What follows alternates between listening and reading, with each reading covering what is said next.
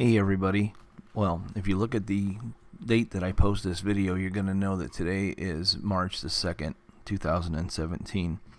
I'm going to talk a little bit about Amazon Fire Sticks, Amazon TV boxes, and off-brand or generic Android boxes, and some of the comparisons because people ask, or they get stuff confused, or they simply just don't know. Why is this device this price? Why is that device that price? How come your prices are different than the other guy? Stuff like that. Well, first and foremost, you need to consider two things. One, what is your budget? Two, what are you going to use your device for? Those make a difference. If you just want to watch TV in the way of shows, movies, sports, a Fire Stick is just fine.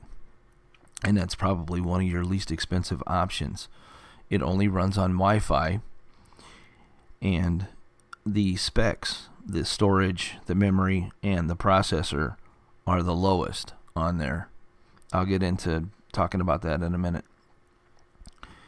Amazon TV box and the Android box can both be wired directly into your router, giving you a faster performance. They're not dependent on Wi-Fi. They do have the Wi-Fi option if you choose to go that way. They both offer better performance than the Fire Stick. Now, it's hard to throw the Android boxes exactly into the same category as the Amazon devices, because Android box is a generic term for any manufacturer out there in China who is making a square plastic box and putting computer parts inside of it. So there's really not a standard to speak of. I looked up what they call an A95X specifications, and it can vary quite drastically depending on the brand that you get or that somebody is selling. So some of those boxes cost the reseller between $28 on up. So they vary quite drastically. Now, so the A95X box, which is an Android box and can come in any brand name, the specs can vary.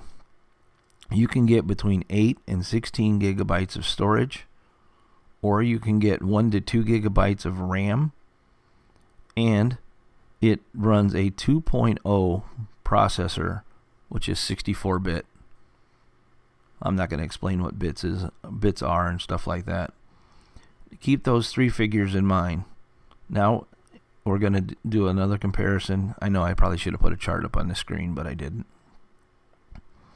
The Fire Stick has 8 gigabytes of storage. The TV box, okay, we're talking about Amazon now. We're done with the Android boxes for a minute. So Fire Sticks, 8 gigabyte storage. Amazon box, 8 gigabyte of storage. Here's a difference. Fire Stick has 1 gigabyte of RAM. The Amazon box has 2 gigabytes of RAM.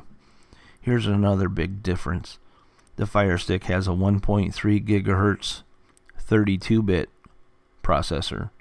Amazon box has a 1.53 64-bit processor.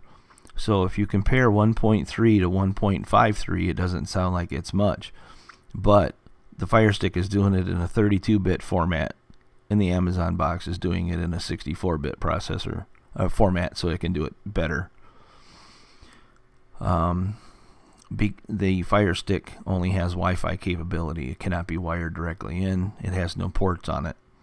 The Amazon box has a USB 2.0 port as well as an SD card slot. Now, I'm just trying to explain some differences to you. My prices on a Fire Stick currently, as of today's date, a Fire Stick is $80. An Amazon box is $140. I also offer game add-ons, Nintendo and Super Nintendo, and wireless controllers to go with these devices. I'm steering away from the Android boxes but I can definitely get them. I can definitely get close to the prices that other people have.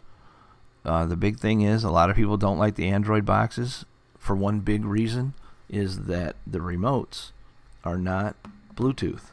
They are usually IR, which is infrared. It's the old style remote controls that have the little, what looks like a light bulb on the tip of them. So your range for your remote is reduced. Yeah, I'm sure there's probably some boxes on the high end that are going to be comparable, but you're not going to get them for that entry level price of somewhere between $60 and $80. So try to keep those things in mind when you're shopping around for this stuff. Now you can go to KodiConnection.com. That's KODI Connection, KONNECTION.com. Just like you see it on the screen, except .com. If you're a member of Facebook, it'll take you to my Facebook group. But you need to message me before you ask for membership. That's for people that are already my clients. It's kind of a customer service type of environment in there. And that's one bonus or advantage to getting these from me, is that you get a support forum to have problems resolved. Also, I post YouTube videos to help people out along the way if they have questions and problems and such. So yeah. All right, that was it, kind of in a nutshell. I basically just wanted to talk about the specs mostly. I appreciate you guys listening.